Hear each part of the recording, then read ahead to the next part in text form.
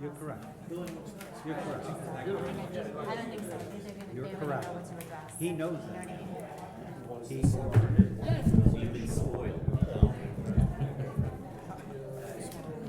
gonna fall, back to his face, she's gonna fall asleep.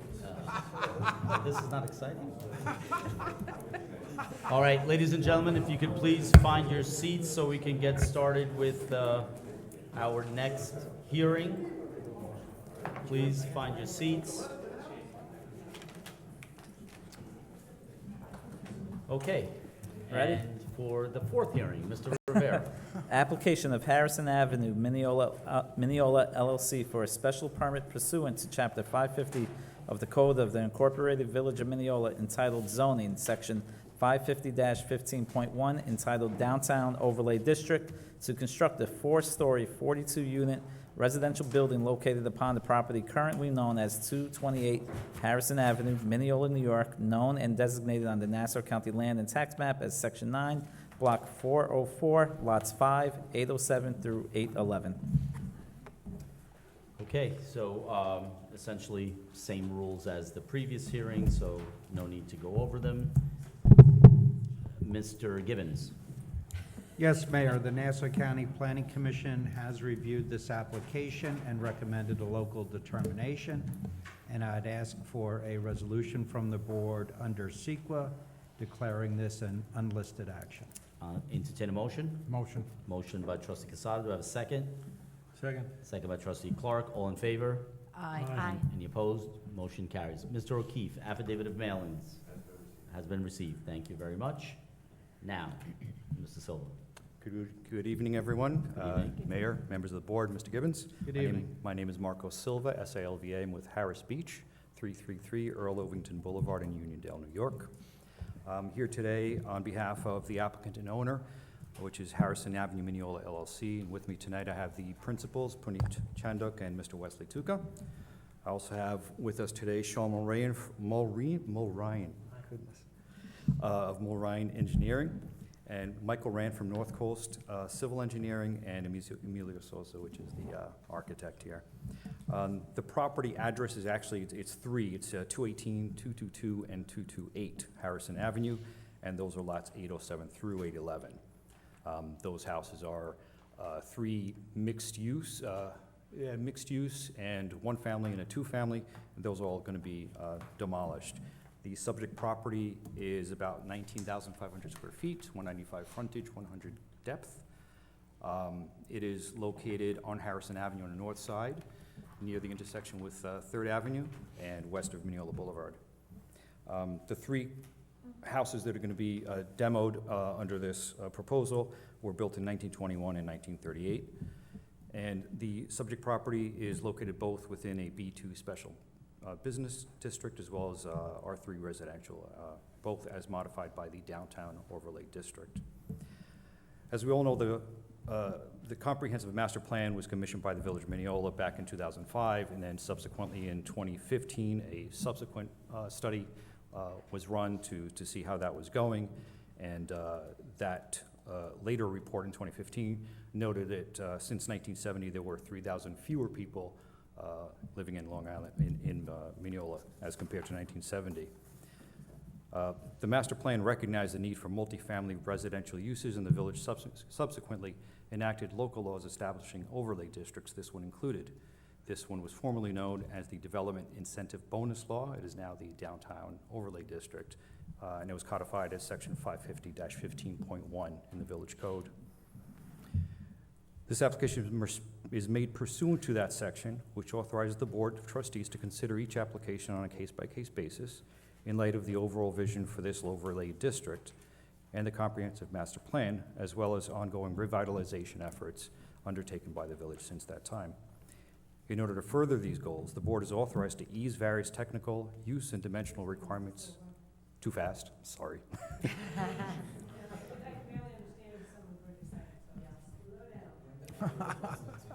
Yeah. In order to further these goals, the board is authorized to ease various technical, use, and dimensional requirements of the code, which would otherwise render these revitalization efforts impossible. In exchange, applicants are to provide either public amenities or facilities, or payments in lieu, again on a case-by-case basis, in light of the size and scope of the development and the degree of the relief requested. In this case, the applicant is requesting relaxations for setbacks, lot coverage, unit sizes, height, and parking-related requirements, as noted in the notice of denial. In addition to the new building, the applicant had submitted an amenities letter offering such a payment in lieu to be deposited in the trust fund administered by the Board of Trustees for the community benefits authorized by the board. Our application is to replace the 3 existing aging buildings with a brand-new 4-story residential building with 42 apartments, over 52 parking spaces for vehicles, as well as a rooftop amenities space. The 42 apartments consist of 36 single-bedroom and 6 two-bedroom units. 37 of those are market rate, and 5 are set aside for affordable workforce housing. These are 14 units per floor on floors 2, 3, and 4. The parking is 52 spaces split between ground level and underground. Good there. Under the calculations, we're short, whether you're looking at the underlying zone or under the recent 1.5. If we go there, we're short by 11 spaces because the calculation would come up to 63, and we're at 52. We have discussed possibly leasing from the Harrison Garage those short spaces that are short. The height of the building to the roof deck is 40 feet. It is fully sprinklered and alarmed, ADA compliant, and includes an elevator. I'd like to introduce Emilio Sosa up here to talk about the design aspects and parking, lighting, and all that sort of thing. Good evening, Mr. Mayor, trustee members. My name is Emilio Sousa. I'm the architect of record for this project. So I want to sort of walk you through some of the attributes of this project. As you know, we are proposing a 4-story structure. The ground floor level of this project will be 25 parking spaces with a sub-cellar that will contain 27 parking spaces for a total of 52. On the ground floor level, which I do have behind me posted here, we have an on-grade ingress and egress, which takes you to the on-grade parking. There are 2 emergency fire stairs that are juxtaposed on each end of the structure. We have a lobby, a main lobby, we have a mail room, we have an elevator, we have required handicap parking spaces, and we also have a trash room enclosure, which is tied into trash chutes that are strategically spaced throughout the floor plans. The ranges of our units range from about 728 square feet, being the smallest unit, up to 1,100 square feet, being the largest unit. We have approximately 36 one-bedrooms, and we have 6 two-bedrooms, in total giving us the proposed 42 units. Each floor level, and there are 3 levels above the ground floor plan that contain apartments. Each level is 14,321 square feet. And it's a typical plan that replicates itself 3 times. All the apartments and bathrooms stack over each other. There's also an amenity roof level that is at the top of the building. And it is about 5,500 square feet. It's concentrated over to the western portion of the total roof area. The remaining eastern portion and middle will be dedicated to all mechanical rooftop type space. The elevator and fire stair does take you up to the amenity level. There is sitting space, we're proposing a fire pit, a continuous planter around the perimeter, which is set off the parapet about 4 feet. And the reason for this is we don't want anybody peering down off the amenity rooftop level. So we thought if you put planters around the perimeter and pull it back a little bit, it would sort of prevent that. So everybody sort of concentrated privately on this level.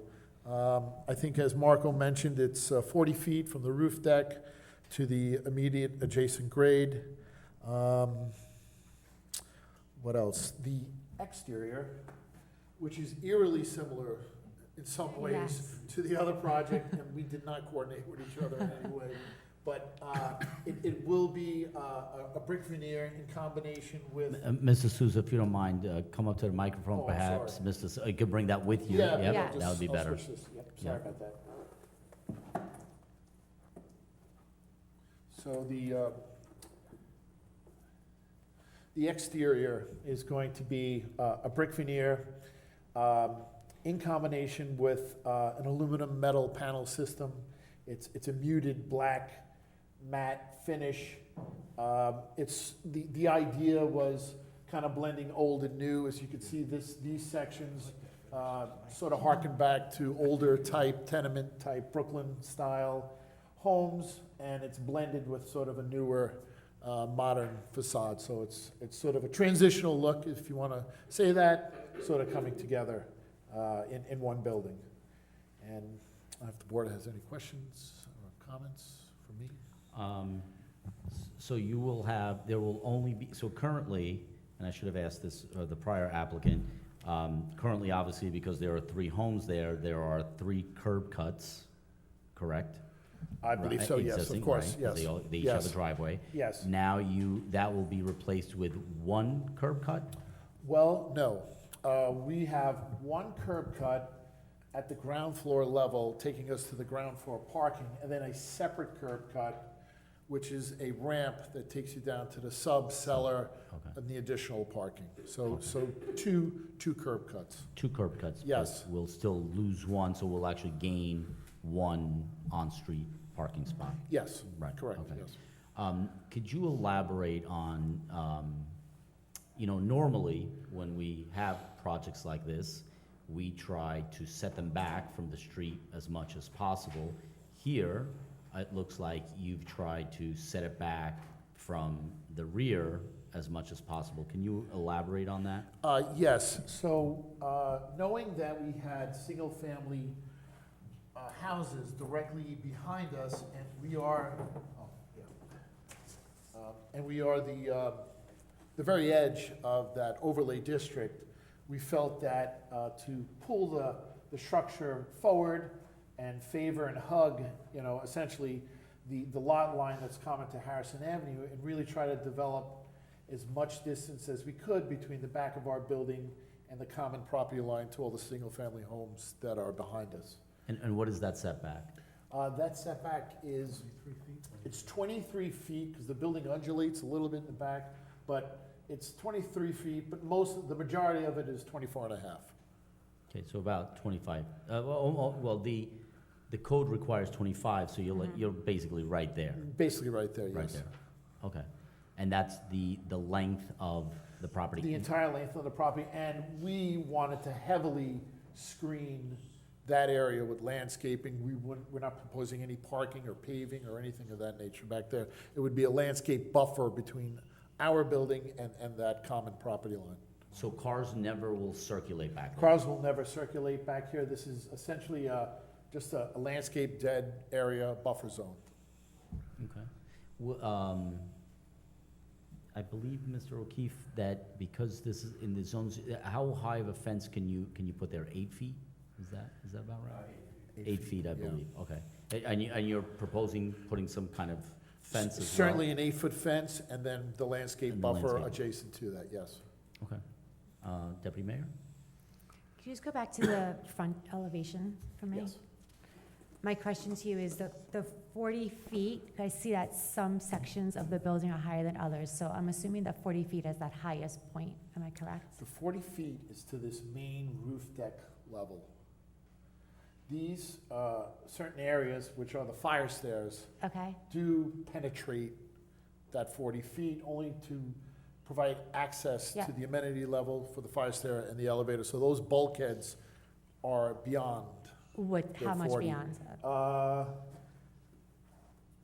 But those are concentrated only towards the front of the Just building. concentrated here, and to be Oh, they don't go the whole, No. back to the back of the building, they're No, only in the no, front? they don't, no, yeah, they're Got it. concentrated on the front. Okay, And those particular heights will go up an additional 10 feet, okay. yeah.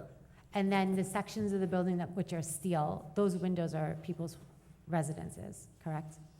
I'm sorry, say that one more time? The sections of the buildings that are not brick, those are residential as well? Yeah, the Those are entire people's building is apartments. residential. The differences between the facade is really just architectural. Okay. It's not necessarily what's the use is behind those portions. Okay, and I'm gonna ask the same question I asked the prior applicant. Security, lighting, how does all that function? Well, certainly, we would provide, I don't have a lighting plan at the moment, but certainly everything would be LED. It would all be designed in compliance with the lighting standards of the village. In New York State, we would put light pollution type fixtures in.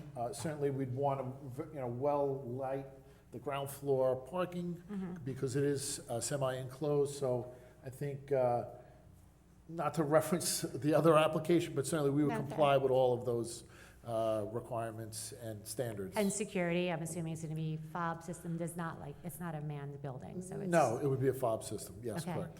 And is there an on-site super or manager of the property?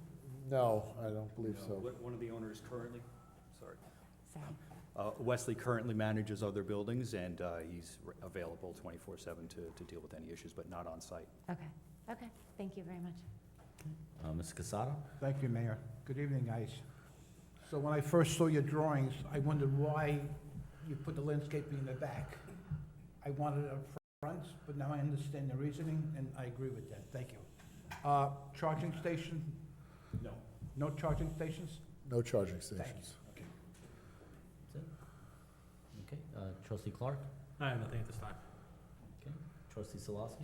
I have a couple things. On that drawing, it looks like where the cars are parked on the ground, you can easily walk from the street into that parking area. Will that be fenced somehow?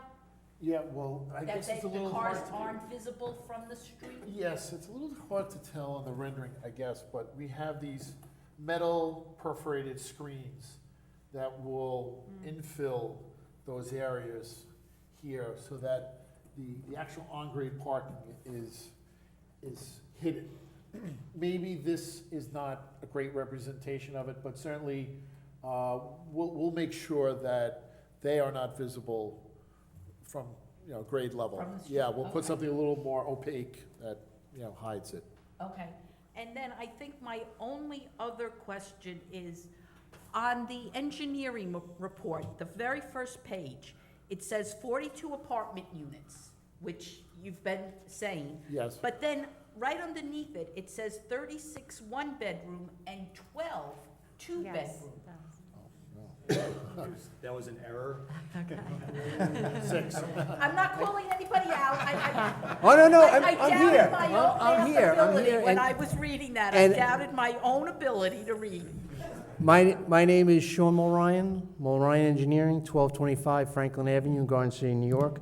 And I'm very glad that you pointed that out because it means that someone actually read my report. And to the same degree, I'm going to provide 5 copies of a revised report which changed that error. The report is dated today. Yeah. Okay, So- I just wanted that on the record. because Absolutely, I know absolutely. the drawings, when I went through the drawings, it said 6 two-bedrooms, but then I kept going back to that 12. And I didn't know if I was. It was still me. reading It was me. It was my Okay, I'm fault, and not I will calling take you out. responsibility for I'm that. not calling you out. No, absolutely no, and it's fine that you did, and I'm glad that you did. It shows that you're obviously very interested in the reports that are being provided to you, and I think that speaks volumes to the village and the concern that you take over these matters. One of the things I want to address, just in listening to some of the other concerns from the other application that took place before us, the traffic issues on Mineola Boulevard, I've sat through a few administrations at the Nassau County Department of Public Works, and I worked with the Nassau County Public Works, worked with them when they were located on Old Country Road and Mineola. They've been since transferred to Westbury, at least the traffic department has been.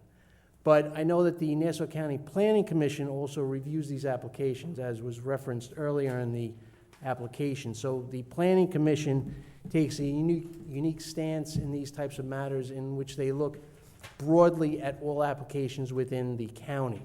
So when people ask about the magnitude of applications and different applications that come before these boards, that is a separate board that oversees all applications essentially within Nassau County. So they are looking at the multitude of applications, not only in this village, but also in neighboring villages and surrounding areas.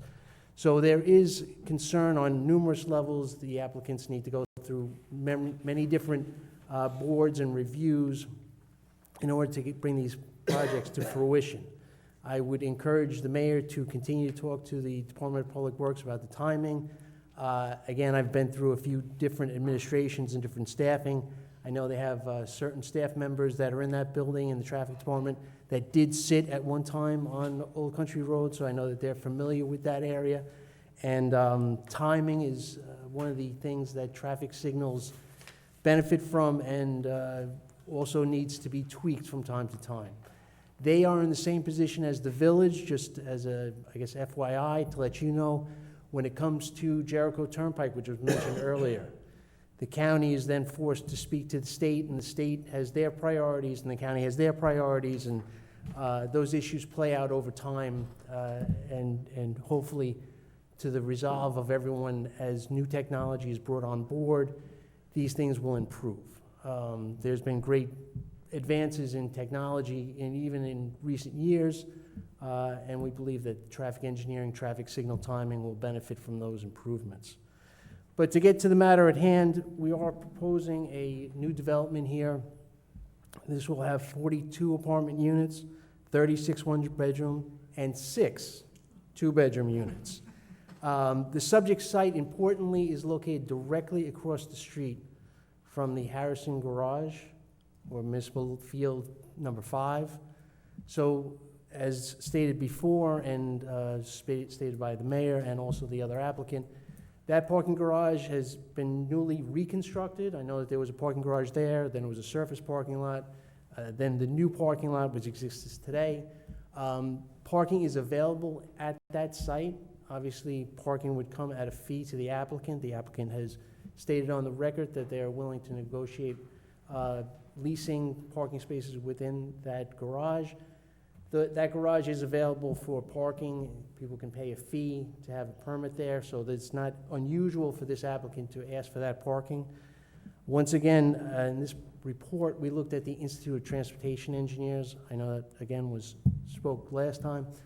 But the traffic data collected by the Institute of Transportation Engineers supports the fact that this site will be self-sufficient in terms of the number of parking spaces provided, and that being 52 parking spaces for the 42 units.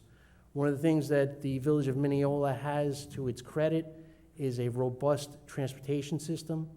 This site is located approximately 2 blocks away from the Mineola train station. There's also numerous bus lines that will take you to and from. The site is located in close proximity to Old Country Road. Along Old Country Road, there are the courthouses, numerous office buildings. Further down Franklin Avenue, there is a new medical office, which took place of the Sears. There's different avenues of employment to the north, to the south, to the east, and to the west. The hospital is obviously a major contributor to the employment in the area. I know that I have family members that have recently graduated nursing school and are sharing apartments and finding their way in the world, as it were. And this is a location that would perfectly suit someone at that entry-level position, walking to and from the hospital, which is in close proximity, or any of the other offices or restaurants that are located in close proximity along Mineola Boulevard. So we believe this is a good application a good subject site. We believe that the parking is self-sustained on the property with the number of parking spaces provided. However, as indicated on the record, the applicant is willing to contribute or pay for parking across the street, which would eliminate any potential off-site parking issues that would potentially impact the community at large. So we believe that the parking issue is, again, self-contained. There is a large parking lot across the street. The impact in terms of the residential development, again, this is something that we believe, and the other application also mentioned, that these applications are low intensity. Again, Mineola has a wonderful area to live in because there are so many available spaces to work in. And if you are not working within the area but living in the area, you can also take the train to and from Manhattan, which obviously has ample opportunity to find employment. So we believe that the proximity of that transportation will reduce the impacts on traffic and on parking developed by this subject site, and we believe it's a good location. If the board has any questions, I'd be happy to try to answer them. No? Deputy Mayor? No, I also want, it's not engineering related. My question is, how long would it take, do you think it will take to build this? It's a very similarly sized to the previous application, but ours has an additional component of demo, so probably 12 to 18 months, start to finish. And is there like a staging area or something outside of this footprint? No, everything will be done on site. Okay. 'Cause I'm just concerned about the residents behind you. Yeah, we have a Throughout the 200-foot, process. 20,000 square foot area, so it should be enough to stage materials and equipment. At some point, I guess you might need a crane to come in to put mechanicals on the roof and all that. We'll coordinate with building department to Of make sure course. that's done, when it should be done and in the appropriate manner with permits if necessary. Okay, thank you. Okay, trustee, I Saab? don't know if I missed it, the timeframe for all this? 12 to 18. 12 to Okay, 18. I understood, okay, all right, thank you, yeah. Okay, trustee Solosky, anything at this No point? questions, thank you. Clark? Just on the timeframe, when do you plan on starting, if things go? I don't know, that's up to my clients, but once it's approved, they'll submit permits and probably start as soon as possible. Anything else? Yes? Mr. Clark? No? No. Okay, and I think one of the concerns, obviously, one of the normal concerns would be that there's a proposed development right across the street, so obviously we'd have to either coordinate, stagger this, or do you rip the Band-Aid off if they are approved? And we would have to look at that, and so that people understand, we issue the permits. We can approve them today, but that doesn't mean they get to start tomorrow, and we can control the timing of those permits, the timing of cranes and demo and all of those things. So it's not as if they can just start whenever they feel like it.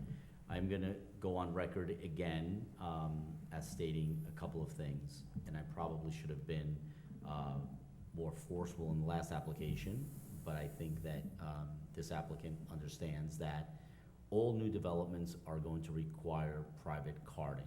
Okay, so the garbage is not going to be picked up by our sanitation department. You did mention, Mr. Sousa did mention that there is a place where you'll hold the garbage, then whether you wheel it out or how you do that, but it would be unfair to other applicants that have come before this board in the last decade or so that they have to provide private carding, and all of a sudden, we have applicants here that do not have to do that. So just want to be clear on that. Secondly, you're 11 spaces short as far as my math is considered. And again, I think that the 52 spaces will probably be enough for the 42 units, but that's a discussion that we'll have about those 11 additional spaces. But I also want to, again, go on record that the rents include the space as our code states, that it not be an add-on. Again, whatever you wanted to do for that second space, that's completely up to you. The other concern that I have is, I like the idea of a rooftop amenity. I think that's nice. I see it at the place over by the old Corpus Christi Church, nothing too big. But I just don't know what 4 feet on the north side is enough to keep people from looking into people's yards behind them. So if we could perhaps contemplate bringing that back even a little further, just on that side, right? I really don't care about the west side. I really don't care about the south side. I'm really concerned about the north side, so that we ensure that people cannot make noise, smoke, vape, drink, whatever it is that they do. So we can talk about that, but if we can bring that back, you know, another, 15, maybe go yeah, to 15? maybe, yeah, 15 would be great. great. I think 15 would, the line of sight then would prevent the people up there from seeing people down there, and people down there from Yep. seeing people up there. Yep. So, again, on the other side, not so concerned. Obviously on the front of the building, you're facing the garage, you're facing apartment buildings, but I certainly want to protect the privacy as much as possible of the residents on Cleveland, Yeah, okay? those, So that's- those are discussions we had from very early on, which is why we decided to move the building towards the front and have the buffer area as well. All of that was discussed, as well as the carding issue was also discussed from the beginning, so we I knew. do appreciate that, because I Yeah. think all of us would rather most of the times we're asking developers to push buildings back so that people can see the landscaping in the front. In this case, obviously, it makes absolute sense. I would also like to state that I would like that area to be closed to the residents after a certain time, whether that be dusk or, you know, because if they're gonna be back there and talking and drinking and Yep. hanging out, and people are trying to get to sleep and to work, so that not be open 24/7, maybe only during daylight hours, and that it not be accessible, you know, on a continual basis. Okay? Yep. Makes sense. Okay. With that, I'll open it up to public comment. Anyone? Oh, I have one more. If you Oh, want to sure. hear from, we don't need to, but with respect to water, sewer, drainage and all that, Sure. we I did think- get the DPW, Nassau County Okay. letter. We haven't heard back from Mineola, but from previous hearings, we know that the capacity is there. Yep. Good evening, Mr. Mayor, trustees. My name is Michael Rant from North Coast Civil, 39 West Main Street, Oyster Bay, New York. We prepared the site engineering plan. I think the professionals did a good job kind of giving the lay of the land and the site. We did develop, as part of this application, a landscape plan that provides an evergreen buffer along the entire rear of the property, as well as some shade trees that would help soften the look of the building from the residential properties in the back. We did prepare a site engineering plan that provides drainage for the entire site and the entire building area in accordance with the village requirements. And we did submit this application to Nassau County Sewer District, and they provided a letter stating that they have adequate capacity to take all of our sewage discharge to their facility, and we are still waiting for a final review from the village's DPW. You know, that's the overall from a site engineering standpoint. I'm happy to answer any questions from the board regarding the site itself. Okay, I have one question and a comment. I'm glad you brought up the shade trees, and earlier I had mentioned about planting trees 10 years ago and today. Would it be possible to make those trees mature trees? In other words, I don't want people to have to wait 10 years for them to grow. We don't have to get redwood spruces, but perhaps we can get, you know, trees that are already of some dimension, that they already provide privacy and buffer from day one. Sure, so we're proposing a 3-inch caliber deciduous tree, 4 planted in the rear, which is typically about a 12-foot height tree at installation. We don't typically want to go more than like a 3 or 4-inch caliper, because it does stunt the growth. Right. So we find that the 3 to 4-inch caliber is an appropriate size. It gives us the root system will take much quicker, and it will grow faster than a larger tree. And then the evergreens are planted at a 6-foot height. It's an arborvitae, which will grow a couple feet a year, but those can be up to, increase in size slightly, so you have a better installed screening rather than waiting over time. But the arborvitae's will give a 15 to 20-foot buffer for the lower portion, and the deciduous trees will grow to 40 to 50 feet in height, which will help block and soften the look of the upper portions of the building. Excellent. And the comment that I wanted to make is we are in the process of commissioning a hydraulic study regarding our current capacity and availability, and in light of current developments and planned developments as well. And I've said this before, obviously, if there isn't, we could approve it tonight, but if there isn't enough capacity for either water or for sewer, then the county stops us and we can't build. They can't, but we can issue permits all we want, we can approve projects all we want, but if the capacity is not there, then obviously the project does not move forward. Obviously, this building would be fully sprinklered, and you're gonna have to have that tested and rated, and Sure. and the pressure has to be there, the volume has to be there. So all of those things are not necessarily within our scope, but work hand in hand, from the fire marshal to Nassau County DPW and our own DPW. Sure, and again, we're using, like the previous application, the Nassau County Health Department rates for water usage, which are much greater than the actual rates, now that we have energy-efficient appliances and low water usage.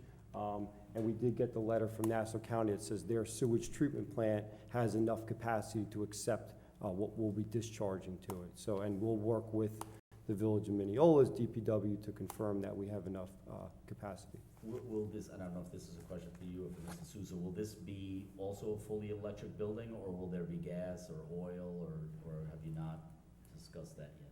Fully electric. Fully electric, okay. Great. The way of the world now. Is that what's going on now? Is that the trend? Wow. Yes, obviously, people have heard that they want to phase out gas stoves and all that stuff, so, I get, and there's deadlines by, 2026, 2028, you have to meet certain, benchmarks, depending on the size of the, I don't think they're coming after my gas stove, but, in multifamily, units, they are going fully electric, so, okay, All right. thank you. Thank you. All right, anyone in the second row?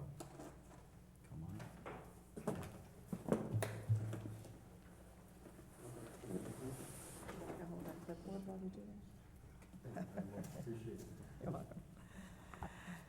Angela Glassman, 252 Garfield. With regard to this traffic situation, I hate to keep coming back to that, but obviously we have no control over Mineola Boulevard and First Street, and Well, I wouldn't say we have no control. We're going to exert control. we have complete control. Let's just say we don't have complete control. Yeah, we have complaint control. Complaint control, yes. Yeah. Yes, we do. And that's fighting City I'm Hall. I'm getting a PhD in that. And well-deserved. Okay, but now we're talking about this garage at Harrison. It holds 500, how many? 500 plus? 528 or About 558. 528, okay, Yeah, and the well over hospitals- 500, The hospital's already taken 250. right. Now, the previous applicant would assume they needed how many? About a dozen. About a dozen. And now we're talking about another approximate 11. a dozen.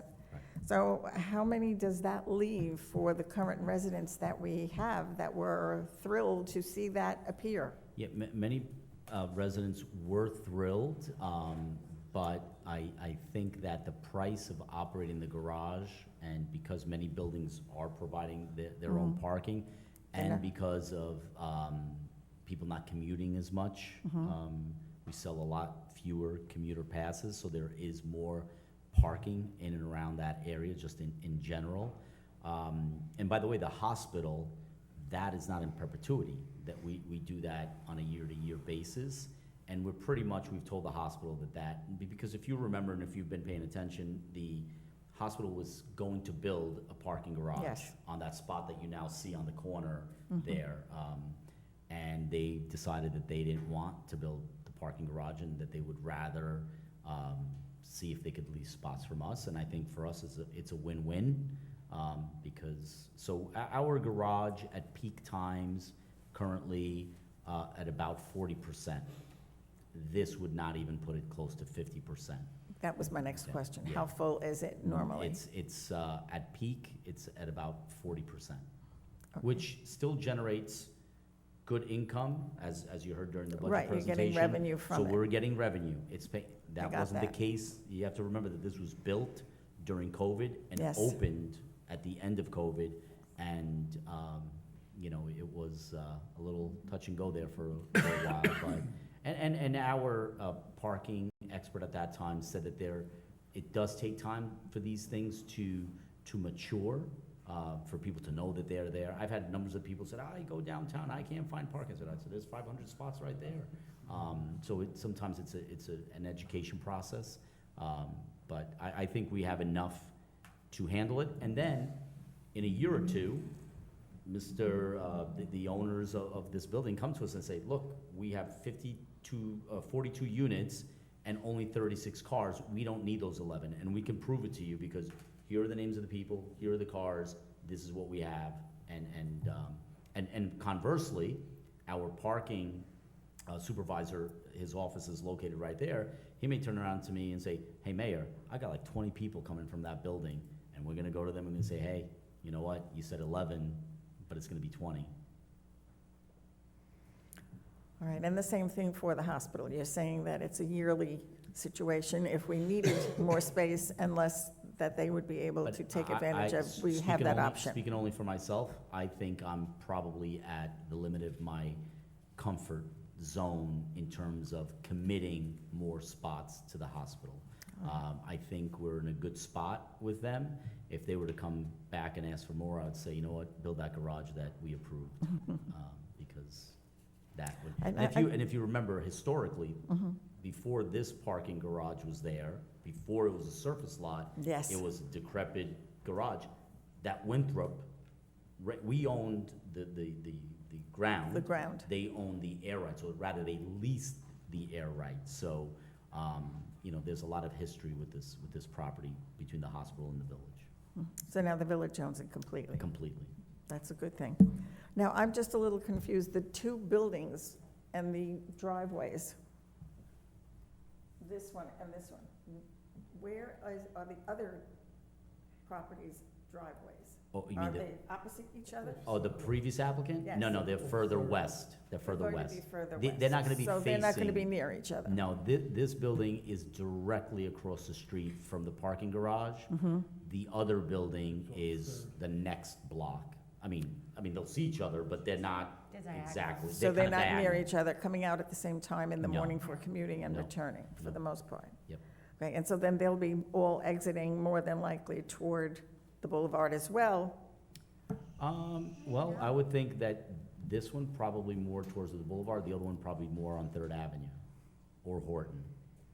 Okay, because that whole area is just all congestion, period. Now, you know where I am, on the corner of Garfield and Horton. But you've noticed a difference since 173.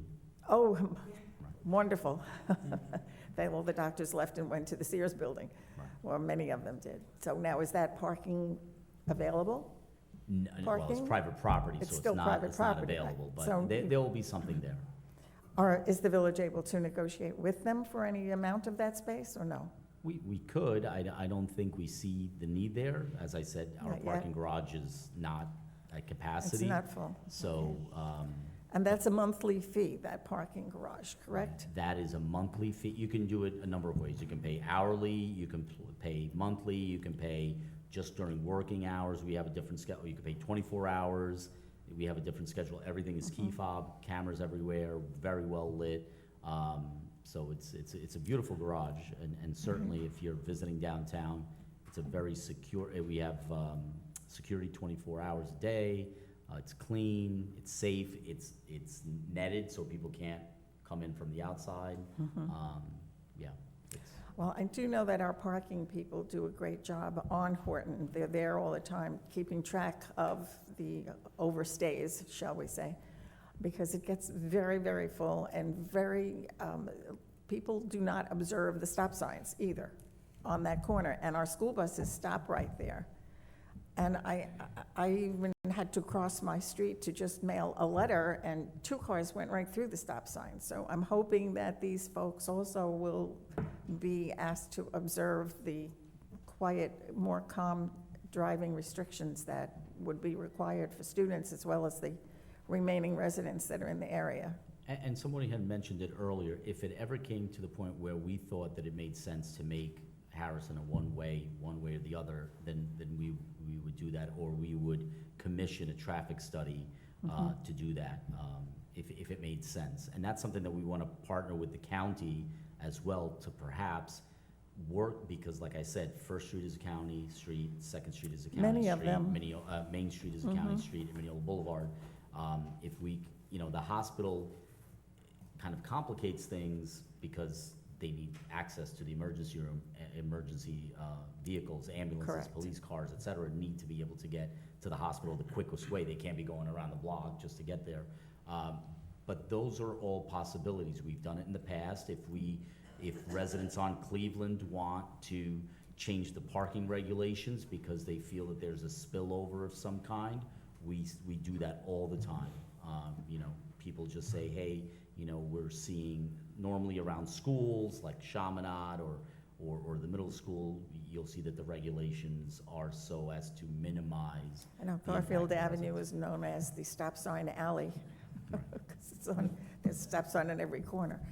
They just don't always observe it at the beginning. As they go further down toward Herrick's, they do, I think, for the most part, once we reach the middle school. Usually our neighbors, people that live here, are the people who do that. so. Okay, well, I think that's it for me. Thank you. Thank you. Ms. Glassman. Thank you. Anyone in the third row?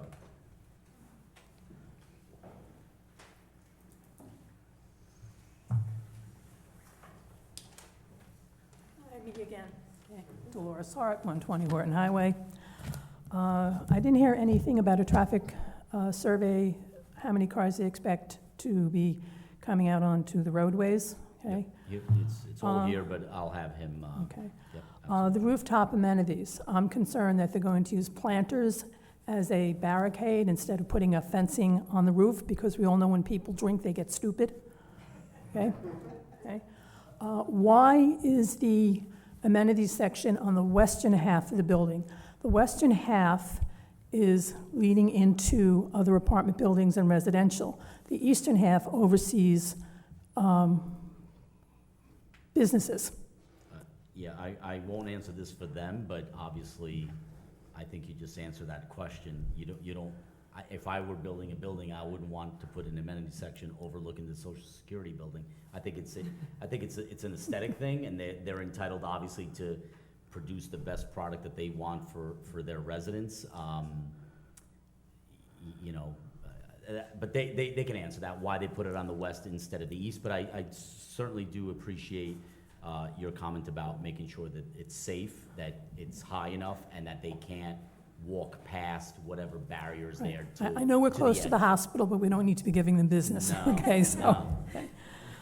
Will sensors be put in place? I mean, we have homes on the next street. Will sensors be in place so they can monitor the construction, make sure nothing happens to their property? Yep, well, Okay. if they're going to have to be, digging and drilling, we'll make sure that they address those concerns. Will the width of the sidewalk be changed? No. Okay. So that being said, how far, I'm assuming there's going to be a gate for their parking garage entrance. And how far in will a car have to pull in to access the gate? Because we don't want them spilling over onto the sidewalk. Good question. Okay. Perfect. Yep, we thought about that when we did the Harrison Avenue garage, and absolutely, yep. Okay. Will there be a stop sign put at the exit to the garage so that people don't come spilling out onto Harrison? I'm sure there's gonna be an arm, so they're gonna have to stop, right? Yeah, I mean, they have to stop, Hopefully. not drive through the arm, but again, I'll have them answer that. Yep. Okay. Will the village consider putting a stop sign at the corner of Harrison and Third? You're now adding Yeah. almost Yeah, 90 yeah, cars Sure. to I mean, Ms. to Glassman this. just mentioned, we put up a stop sign at Sayville and Garfield, right by the school recently, so, yeah, I don't see why not. Okay, thank you. Thank you. And I also wanted to mention, it wasn't mentioned, but the deputy mayor mentioned it, The previous building was to the rooftop about 53 feet, 3 inches, not counting the mechanicals. And this one is at 40 feet. So just to see that, the whole point of this is to, as this sits on the edge of that overlay district, is to go down as we get to that edge, and this is literally the edge. Anyone else in the third row? Anyone in the fourth row?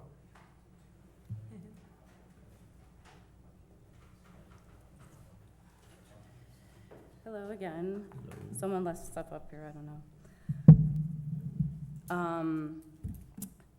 Vivian Patillo, 221 Cleveland Avenue, so now it's even worse. So all the questions that I was able to ask the previous people, there was no phone number attached with this mailing that we had received, and it was also a little bit sneaky, I think, because it only said 228 Harrison Avenue, and it left off 222 and 218.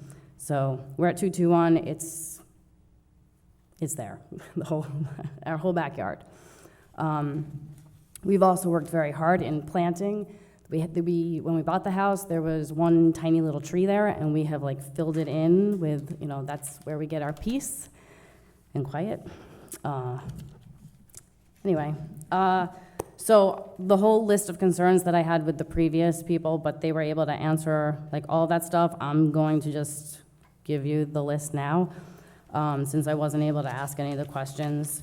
But actually prior to that, a few concerns, that there are huge trees there that are on those properties, and now I guess those will be gone. We have tons of birds that are in those trees. Maybe this seems trivial, but I mean, we have nature back there. It's really nice. It's peaceful.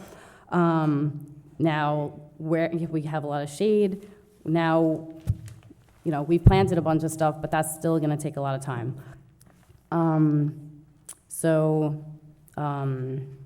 Yeah, but, so where does all of that nature go? Because more and more, it's just, we see the impact.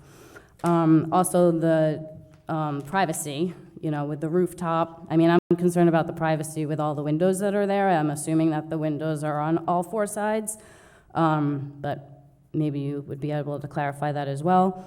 And then with the rooftop, would it be able to look into our yards or not? I do understand that you were saying about putting all the greenery around and everything for hopefully soundproofing all on the around the property, but also then for up on the rooftop for noise and from people, but also what about all the mechanics, the elevator, things running, whatever has to run there, AC units, what kind of noise pollution are we going to get from all of that? Is there some kind of soundproofing that could be put around that? If there are going to be any motors that we're going to be able to hear. And then, is there going to be like more heat that's given off of the building? So is it going to make things hotter around the property, for environmental concerns? Also, when I heard the fire pit, that concerns me. I know that, it's fun and hip and new. And again, I'm excited about like developing downtown. I know that we want that. We need that with our restaurants and everything, and we always support downtown. But, we're young, we're hip, but the fire pit, that does concern me because I know that a lot of fires do start that way. And then if we also have a bunch of greenery that we have and that what they're planting around, which I definitely want for privacy and other wise. So those were some of the things that you brought up, and also in terms of like how far away, 23 feet, 24 and a half feet, I know you said 25 feet, so if we just find out what that is. All right, so 25 feet is the code. Right. Is what's required. Right. And they are at 23 feet. And obviously that's why they're here, because they're seeking variances for certain things, and that's one of them. But I made the point of, they're literally, essentially at 25 feet. Okay. So then back to my list. So the garbage, where exactly will it be located? Rats and mice when digging and the construction, but also with the garbage receptacles. Again, the light pollution, I guess maybe we don't have to worry about the parking garage pollution because now, but it's still, there's all that light pollution and stuff, and it doesn't, doesn't fare well. But the privacy, I know you said the 8-foot fencing, tree barriers, shrubs. Of course, I would love taller trees, but I do know that it's important to have smaller, to have the roots grow, to have it be stronger. There are 3 arborvitaes that are on that property now. There's one that sits tall and it's in the corner. It's in the corner of our house and 228's. So I don't know if it's possible to save those 3 arborvitaes for us so we could then maybe replant them on our property, but they are beautiful and I really wouldn't want to see them go. I don't recall now because it is so late. I don't remember if you said that there's going to be any alley. I think you said that there's no access to behind. And security, I don't know. Okay. But in terms of, all right, and then noise level during construction, the noise pollution, again, I know that there are sensors and everything for containing dust and the air pollution, but that still is a major concern. I didn't mention it earlier, but I do have asthma, so those were things that were a problem last time. Again, we already lived through the pile driving, which was, that was in our backyard. That really felt like our backyard. Now it is in our backyard. So that's really, it was a nightmare. I did not want to be home. The vibrations through the house, vibrations through us, you just sit there and everything, stuff in our house, everything was moving. All of our furniture moving around the house. Moving to the center of the house, moving, there were cracks that were in the land, in the soil. Our house was disrupted. We did have issues with our house. There was damage. And I don't think there are any balconies in this proposal, but I want to know. Balconies, but I'd like to know about that. Are there windows that are facing toward our homes? Because again, the lack of privacy, here I am standing talking and I had to give all my information, but I really do value my privacy. So I really don't want to have anybody really being able to just be there. I need space. That's why we have homes. That's why we have, I know you said how long the project, 12 to 18 months, but again, the others also around that time frame as well. So, and I know you talked about permits could be staggered. Again, water pressure, we don't have to worry about gas lines, oil, digging up the street, affecting traffic. So how will it affect traffic? Will there be road closures for this particular building? I don't know if I want to necessarily have a one-way street because I don't want things to back up into the rest of the development. And again, we had so many people cutting through on Cleveland for the 173 Mineola Boulevard, and during rush hour and everything, everybody cuts through. I just don't want it to be extra that people are trying to avoid in that street, then they go down ours. And if there was a study done about cars cutting through, I don't know if there is a study that has to do with that or not, and also I know that we said, you said 36 single bed, 6 double, is this apartments, co-ops, condos, luxury, affordable?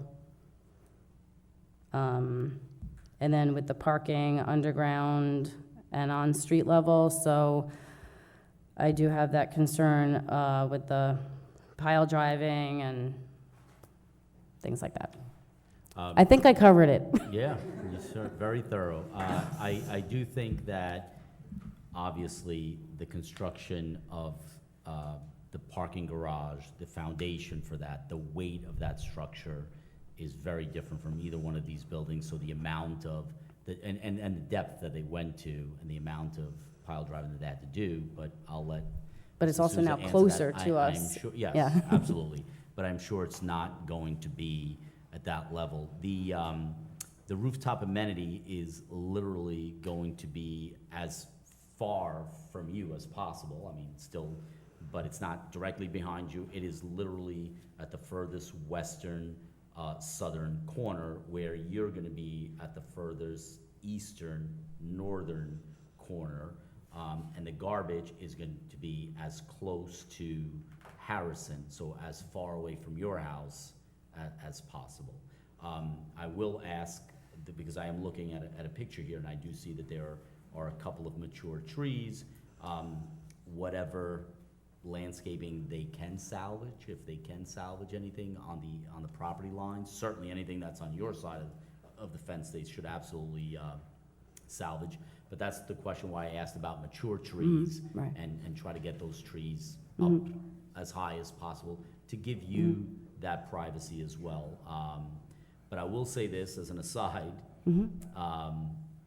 we plant as many trees as we cut down every year.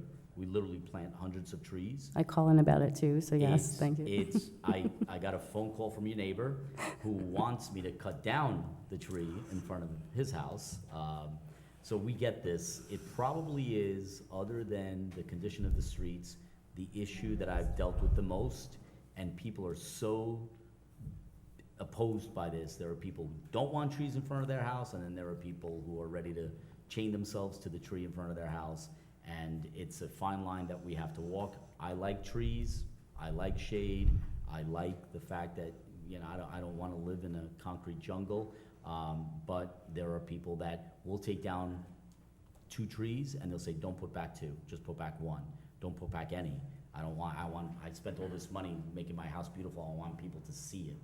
Or we do have issues where tree roots grow into sewer lines, Yeah.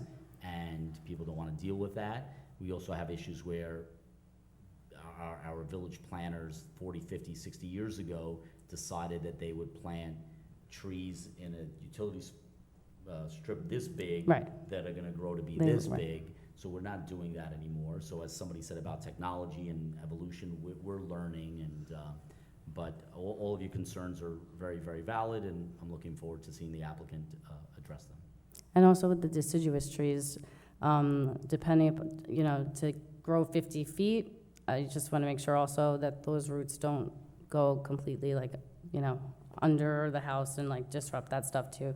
Because a lot of times, depending, however tall the tree is, then it typically, the roots will go then, if it's 50 feet up, they're going to go 50 feet out. So, you know, anyway, other things to consider. Thank you. All right, thank you so much. Thank you so much. Anyone in the 5th row? Yep.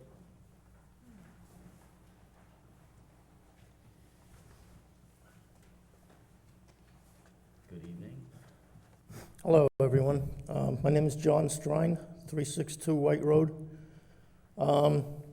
Couple of generic questions, more than details to this specific project.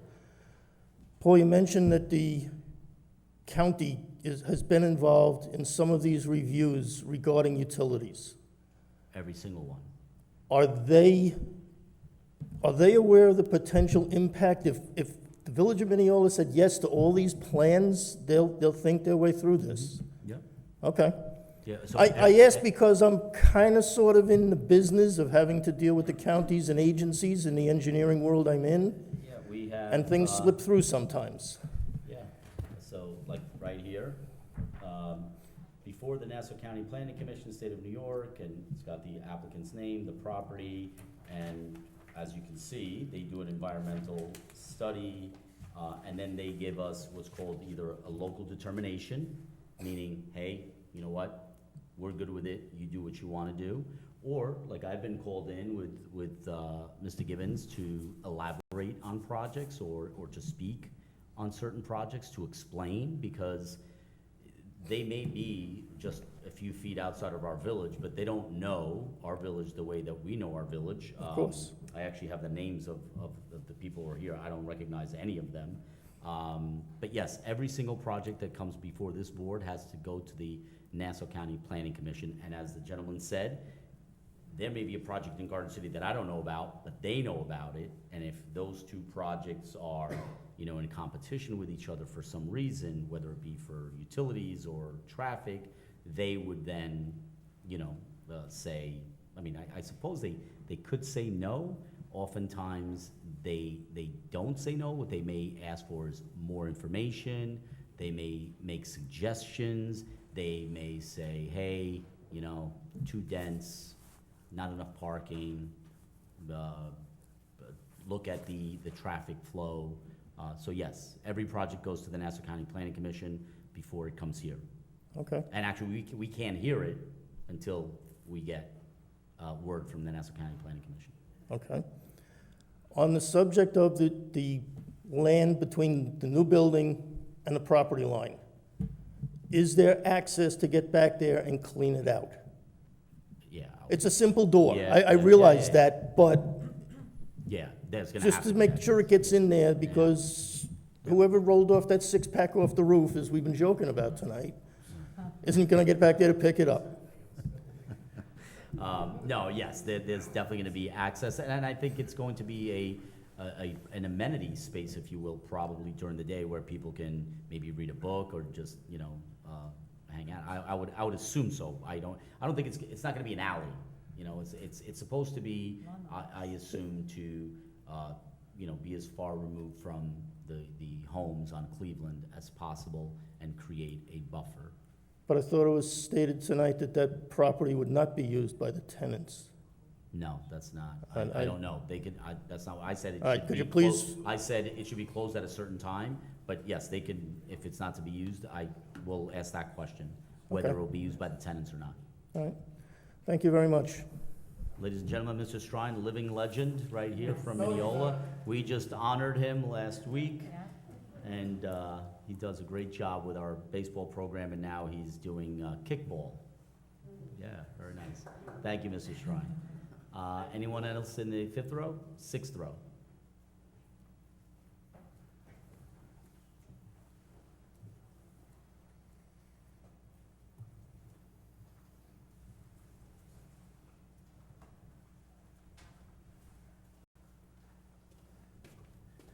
Good evening, Americo Mendez, 244 Harrison Avenue.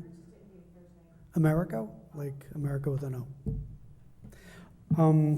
So I've never been to one of these meetings, so good Class of evening. 1989, fellow graduate. We graduated together. Good to see you. Went to elementary school together, second grade. Mrs. I still have that Roberts. picture. There you go. We would like to see that picture. Oh, no. I'll remind me, I'll Just share it. imagine me with a lot of hair in America with not gray hair. Yeah, a lot. So I came here because my family and I live in the house next to the Caroline Apartments, the first house, On all around the Cleveland? west end of Harrison. So the Caroline is on the corner, and I'm that house next to it. So I came here tonight because I had gotten the notification about there was going to be a building built next door to me. So I said, let me just go and listen and see what it's about. And I appreciate everything that's been presented. And So are you 162? 244. 244. 244. 244 Harrison. Harrison. Gotcha. All the way on the end, Okay. next Yep. to the Carolina? Yep. Okay. So I'm the last house on the block before the Carolinas, and then next to me is one house, and then it's the empty lot, which belongs to Mr. Musso? Yep. Sorry. Yep. And then where this project is supposed to be scheduled to be built. So to my surprise, I didn't read the notice. I didn't realize there was two buildings. So thank you, Vivian, for mentioning that. So I'm a little bit, I have to be honest, the wind's been knocked out of me, quite honestly, because we've been living in that house for, I'm getting a little emotional, but over 40-something years since we moved here. And it's changed a lot. And now tonight I'm being told I got 80-something new neighbors coming. So how would you feel? You know, it's, I don't even know what to say. I'm glad I came. They all presented very well. it's really gonna give me pause to think about where I'm living and what it's gonna look like. Besides the construction, which I can't even imagine, because between losing, I'm losing my south view, because the first project is directly in front of my house. So as of right now, I'm able to see through the driveway to the emergency room of the hospital. So during COVID, I was in my front porch and I was watching the tents in the parking lot, if you all recall. So I'm gonna lose all that if this all happens. By the So way, the first you're- episode, you're not- the you're not- first you're not gonna lose that. project. You're not gonna lose that. You're gonna, I mean, I'm looking at it, you're still gonna be able to see through, because there's going to be. Well, there's the driveway for Right. the Horton House, Right. which is good.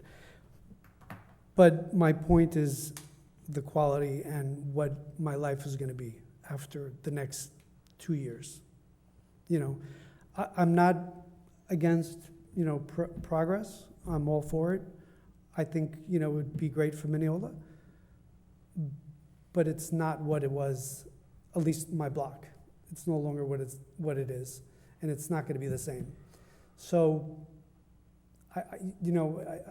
it's between the traffic, I have to sit through like 3 or 4 traffic lights to leave my block, to go to a doctor in Garden City, sometimes.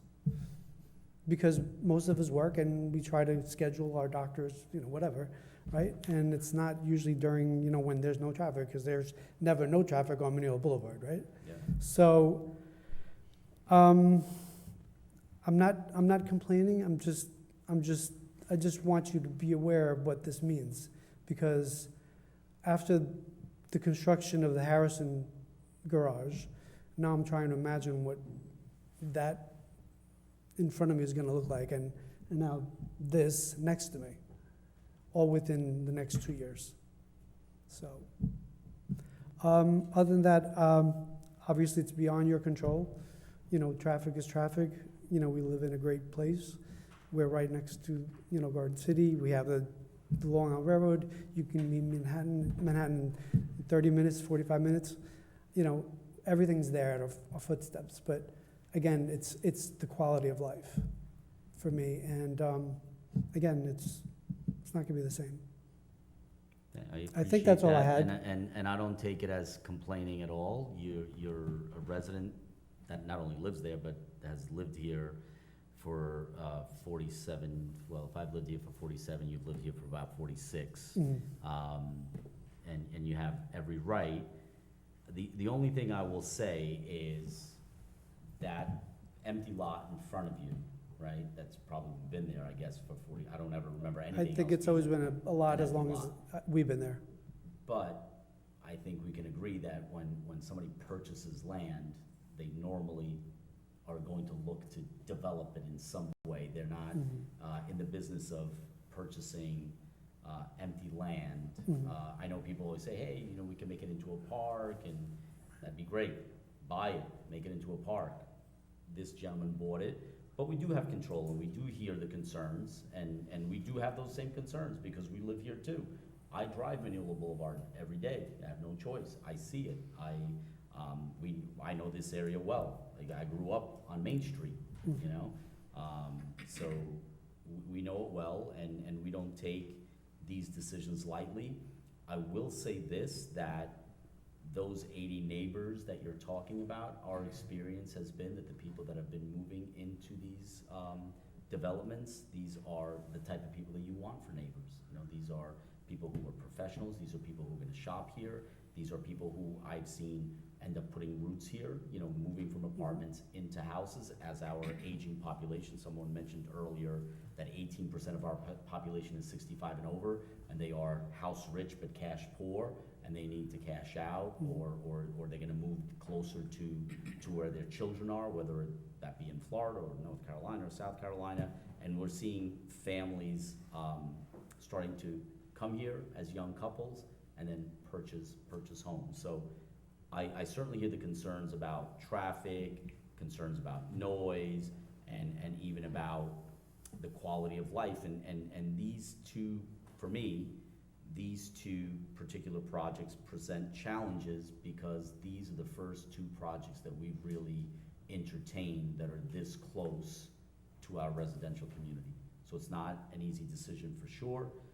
I didn't draw the boundaries of the overlay district when it was drawn back in 2005. But as I said before, with the paving of the roads, it has to start somewhere and end somewhere. And I'm looking at a map here, and you know, there's density. There's the Horton House, there's the Carolina House, there's the other one on the corner, there's the one right across from the hospital. And these things, I'm sure when they were built in the 60s, there probably was opposition to that as well at the time. We have to balance what I think is the future, what we think is the future of Mineola, this dynamic downtown that we're gonna have shops and restaurants and people, and we're really working on that with this New York Forward grant. It's probably happening slower than a lot of people had hoped, including us on the board. If there's a lesson that I've learned in government, is that the wheels of government turn very, very slowly. But I'm hoping that, as you know, I'm raising my family here, that this will be a community that my kids will stay in, just like you stayed and I stayed, and that they are proud of, and most importantly, one that people can afford to stay in. So I hope that you can and choose to stay in your house regardless of whether these projects go forward or not, because we need new people to come in, but we also need people who have roots here, who have history here, because that's important. So I thank you for taking the time out. Thank you very much. Coming out. Thank you. Thank you. Great seeing you. Anyone in the 7th row? Okay. Mr. Silva? Yes. All right, so I'll just go down the list. With regard to the rooftop buffer, we are agreeing to move that back and make it a 15-foot, so no one really should have any possible way to get to the edge and drop their six-pack over the edge. That really should be not a concern. As far as the location of it on the building itself, there's a legitimate reason for it, and that is because this is the main lobby here and the elevator, and it comes out right there. So that's why it's here, not somewhere else, because it couldn't be anywhere else for the access. With regard to contact information, we'll probably be doing the same thing that Mr. Musso's doing, which is give contact information to the people in the immediate vicinity in case there are any issues, complaints, or anything like that. That should not be an issue. Of course, they could always call building department. Building department will let us know as well. As far as trees, only one is coming down on this plan. So everything else will stay the same, and we're planting all the arborvitae and all the other trees as well. And nothing is gonna have roots that are gonna go beyond into anybody else's property, because the larger trees are gonna be more in the middle of that buffer area. Mechanical systems, they're gonna be up on the roof on this area. Sound deadening is modern compressors are quieter than they have been ever, but also we have some distance from the wall that goes towards the residential area, plus the parapet as well, which should offer enough sound deadening. I don't know if there are any other things that can be done, but if there is an issue, somebody will let us know, and we can do some other additional sound deadening around it to prevent that from being too much. Do you know what the decibels would be? No. That would be, unless you have an idea what the specs are, but, Located in the center of the roof. yeah. So you're not favoring any one side of this dinner. Yeah, but the modern equipment is all very quiet anyway, but if, Power is very yeah. quiet, as opposed to like the old gas units. Garbage, I believe we discussed. I wrote down garbage. I don't know what the issue was with that, but obviously it's gonna be private carting. It's all contained within the building. There's nothing gonna be sitting outside anywhere. The fire pit, there's no gas in the building, so that's gonna be, if we do a fire pit, and that's not, I don't think anybody's married to the idea, it just seems like a good idea for a little area to lounge around, but that'll be with the portable propane tanks. And again, according to code, so whatever needs to be done, if it can be done, it gets done. If it can't be done, then it won't be done. lighting, I'm not really sure if there was an issue with lighting, other than it's residential, it's not gonna be bright floodlights the way you would have in a parking garage. It's going to be subtle, residential, tasteful lighting. And again, everything under code, and it's gonna be down-facing, not facing other people's homes. Pile driving, there is no pile driving, not like the garage, like the mayor said. This is a much smaller, lighter structure. It's not gonna be required, it's gonna be excavation only with proper shoring. No pile driving is gonna be happening anyway, so there should not be the same concerns that you had with the other project with the garage for vibration. Balconies, there are no balconies. With regard to windows, I can't speak to that. I guess Amelia can speak to what the windows look like on the back of the building. Yeah, I have the plans here. It's essentially similar to the front.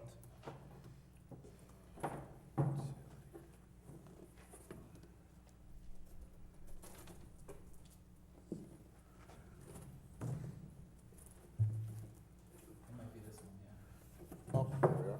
Sorry about that. Thank you. So yeah, I mean, the fenestration on the back is very similar to the front, as you can see here. So in terms of, privacy, we're just hoping that the landscape buffer along with those deciduous trees, the fence, the evergreens really provides, the privacy that I think both the residents and the people in the building are looking for. Are those windows open? They do not.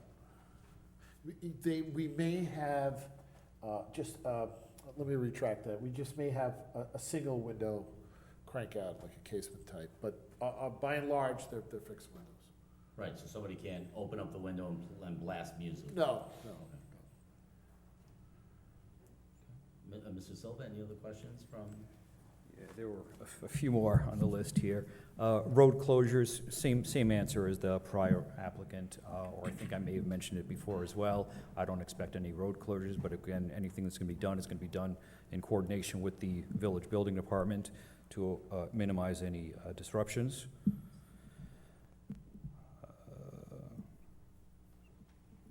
Apartments and affordable. In terms of the number of apartments, I did mention it before, but out of those apartments, we have the 10% set aside for workforce housing. That is gonna be, in this case, 5 apartments, because you take 10% and round up, so we'd be at 5 affordable units here. With respect to the question on DPW and the county capacity, just to give an idea, because I didn't go into the detail before, otherwise we'd be here forever with every detail, but the Nassau County Bay Park Sewage Treatment Plant can handle up to 70 million gallons per day. They currently treat 50, so they have a capacity of 20 million. We are producing, according to the numbers that are over what the actual usage would be, we're looking at 9,000 with a capacity of 20 million, so I think we're okay there.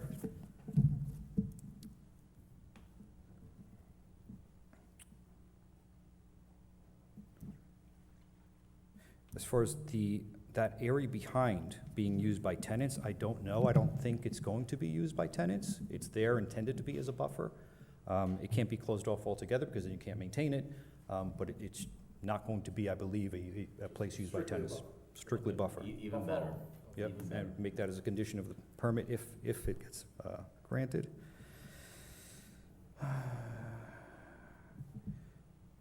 And with regard to Romero's, I know he was just sort of venting there. TODs, we've talked about this before. There's a value to it, and this is just one more step towards the revitalization efforts that started so long ago. And we're getting closer and closer to the critical mass that we need to sustain that downtown, and this is another piece of that. And as we've all seen, initially there were concerns that all these additional students are going to come to the school district. That turned out not to be the case. Then there were concerns about so many people, it's going to bring too many cars. That also turns out to be not to be the case, and we end up with surplus parking as well.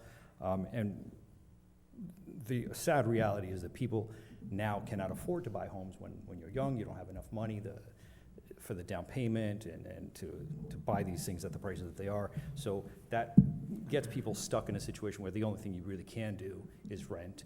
And as you can see, it's evidenced by the fact that as you build these things, it seems like a lot of units, but they're all full, and like you were saying before, there's even waiting lists. So there is a demand for it, and it's good because if we have these people and a walkable downtown, it'll support the retail businesses and restaurants and all that, and makes it a nicer downtown. So it's necessary, and supports the tax base that allows everybody else to still have their single-family homes, with keeping their taxes down and enough budget to pave roads. There'll never be enough for that. Thank you. Deputy Mayor, any questions? No, no further questions. Chris Casado? No? Let's go to the Yep, podium. Mr. Clark. Yeah, I would just say, you have some of your future neighbors here tonight. They take great pride in their homes, and they're concerned. So be a good neighbor, be neighborly, and rethink the fire pit. I would get rid of the fire pit. Trustee Solosky? No questions. No questions, okay. Anyone in the second row? Third row? Come on up, miss, come on up.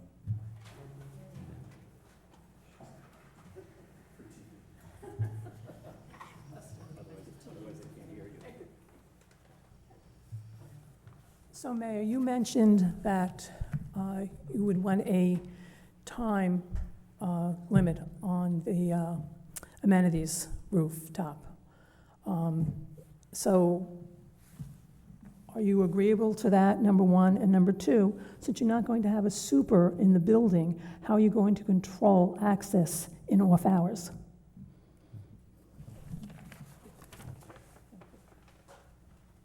Well, with, like any other app, where I can change the temperature of my thermostat at home right now if I wanted to, this is the same thing. It's a security system you can control, just like when you go, for example, to a hotel, the pool's available to you, and then at a certain hour, your key fob doesn't work anymore. So there's a way to do it. And if anyone happens to be up there off hours, call, and there will be a violation issued, and they're going to deal with the consequences of that. Okay. And I'm sure that these people have to sign leases and things like that are spelled out in the leases and. Absolutely. Okay, thank you. Did you want to come back up? No? No? Okay. Anybody else wishing to speak? Sure. It's getting late, so this is going to be brief, I understand. As much as I would love to see Mineola stay with every tree that was ever put in the ground and nothing ever destroyed. I grew up here, my parents moved here in 1949. So I have seen it all, and I love it all, and I came back and I stayed. But progress is progress, and personally, to have a residential situation in our neighborhood as opposed to another medical building where all day long you have people with various appointments, and now they're every 20 minutes, so you have cars coming and going every single minute of every single day. I think this is if you have to put it in any way, the lesser of all the evils.